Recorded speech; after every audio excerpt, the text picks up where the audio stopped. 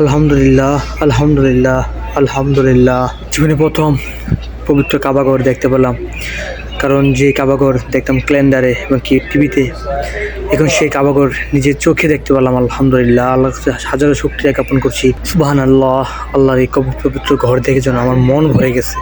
কি সুন্দর, দেখলে যেন মন ভরে না, শুধু বারবার দেখতেই মন চাই। আল্লাহর এই পবিত্র ঘর আর পবিত্র স্থান জায়গা অনেক সুন্দর। আল্লাহ সুবহানাল্লাহ, সুবহানাল্লাহ। আল্লাহ মাফ করুন, আল্লাহ তাআলা যেন আমার সকল গুনাহ মাফ করে দেন এবং আবার যেন আল্লাহর ঘর আবার দেখতে পারি, আবার যেন আমার এখানে আনেন।